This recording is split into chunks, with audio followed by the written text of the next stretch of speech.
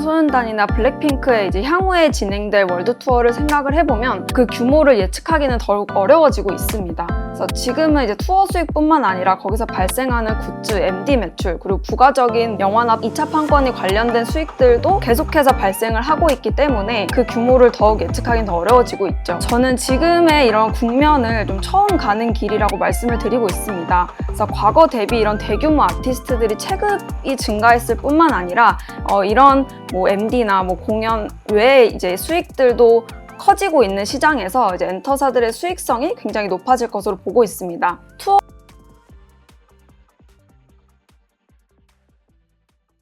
안녕하십니까. 메리츠증권 리서치센터 김민영입니다. 오늘 자료는 BTS, 블랙핑크, 트와이스, 스트레이키즈 같은 이런 메가 IP들의 활동이 미치는 파급 효과를 글로벌 밸류체인과 연계해서 좀 작성한 자료라고 봐주시면 좋을 것 같습니다. 공연, MD, 스트리밍의 선순환 구조에 대해서 좀 간단히 말씀을 드리고 글로벌 밸류체인에 대해서 좀 말씀을 드리려고 합니다. 글로벌 음반 시장은 이제 전년 대비 5% 성장을 했고요. 그 중에서 이제 스트리밍이 70% 가까이 차지를 하면서 여전히 주요 수익원 중에 하나로 좀 작용을 하고 있습니다. 스트리밍 시장 같은 경우는 이제 성숙기에 진입하면서 성장률이 상대적으로 둔화되고 있습니다.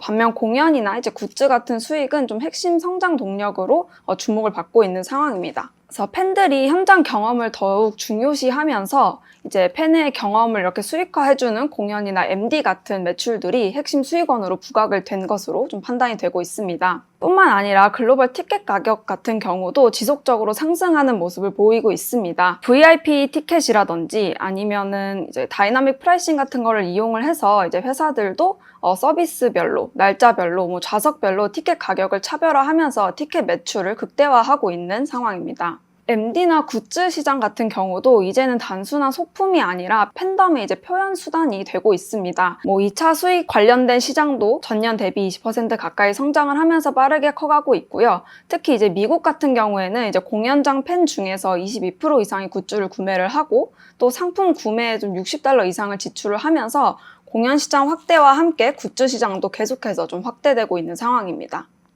MD 시장은 사실 1950년대부터 시작이 되었는데요.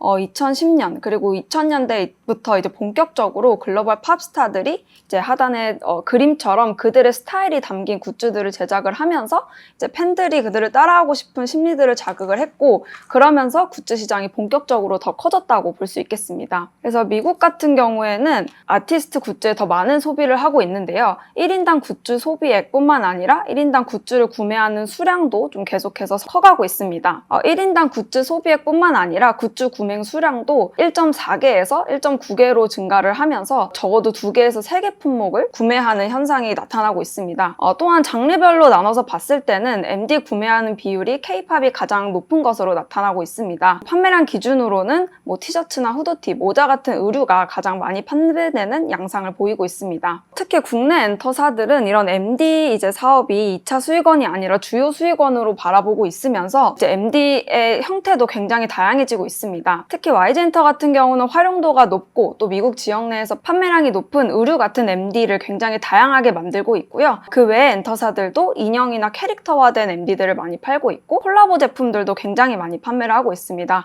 따라서 2, 3분기에 좀 새로운 지역에서 대규모 투어가 예정돼 있는 만큼 이런 2차 수익, MD 판매의 증가도 굉장히 기대가 되고 있는 상황입니다. 테일러 스위프트의 사례를 통해서 좀 더 자세히 말씀을 드리고 싶은데요. 테일러 스위프트의 더 에라스 투어라는 공연은 2023년부터 24년까지 거의 1년 10개월 동안 총 150회를 진행한 투어입니다. 총 투어 수익만 보면은 약 20억 달러, 그러니까 하나로는 2조 원 가까운 투어 수익을 냈는데요. 그중 굿즈 매출은 4.4억 달러로 회당 굿즈 매출 비중이 약 10%에 다다릅니다. 뿐만 아니라 콘서트 필름이나 아니면은 그 공연 이야기를 담은 책을 발간을 하면서 2차 수익까지 하면은 3억 달러 수준의 추가적인 부가 수익도 벌어들였습니다. 이와 같은 방식으로 JYP의 스트레이키즈의 공연도 한번 살펴보면 2분기에는 이제 북남미에서 진행한 투어는 공연 회차가 18회 정도 됩니다. 그래서 단순 이제 티켓 수익만 계산을 해보면 하나로 1,300억 원 이상을 벌어들일 수 있을 걸로 보고 있습니다. 거의 5만 명에 다다르는 이제 스타디움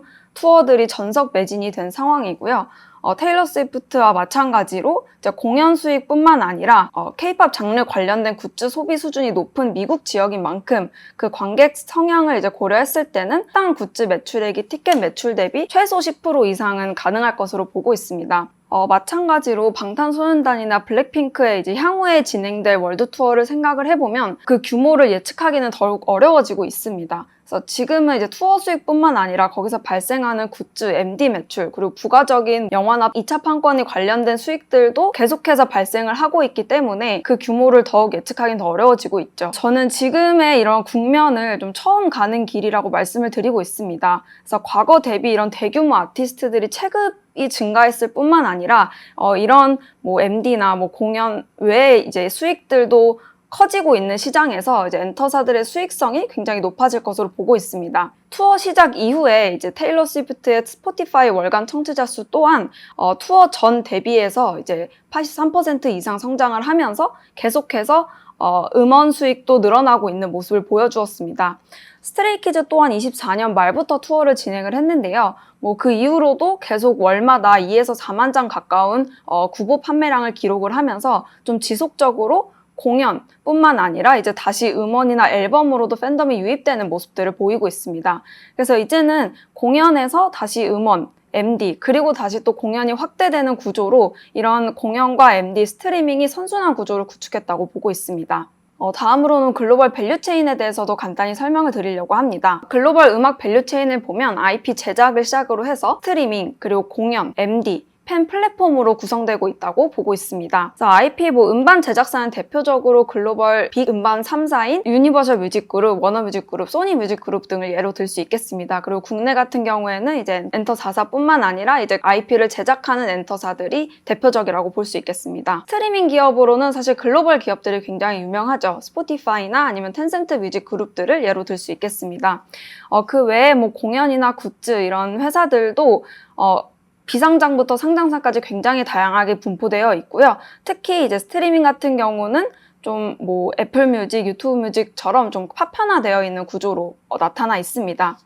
그리고 그 와중에 이제 특이하게도 국내에는 뭐 디어유의 버블이나 뭐 노머스의 프롬, 위버스의 DM과 같이 이제 팬들이랑 아티스트가 1대1로 채팅하는 구조를 가진 서비스들을 제공하는 회사도 독특한 이제 사업 구조라고 볼 수 있겠습니다. 글로벌 엔터테인먼트 기업들은 기업별로 구조적인 차이를 보이면서 주가 차별화가 지속되고 있습니다. 특히 수익성 회복이 좀 두드러지는 스포티파이나 텐센트 뮤직그룹 중심으로 주가 강세가 지속되고 있는 상황입니다. 25년에는 국내에 있는 이제 메가 IP들 뿐만 아니라 오아시스나 레이디 가가, 콜드플레이 같은 이런 메가 IP들의 활동이 다수 예정이 되어 있는 만큼 공연 시장뿐만 아니라 뭐 MD, 스트리밍 시장까지 산업 전반에 걸쳐서 좀 긍정적인 영향을 미칠 것으로 보이고 있습니다. 이렇게 글로벌 엔터사들은 뭐 IP 제작부터 스트리밍이나 공연, 그리고 MD 제작하는 회사들이 각각 분포가 되어 있고 아티스트 한 명이 활동을 할 때 이 각 회사들의 이제 외주를 주는 형식으로 이루어져 있다면 국내 회사들은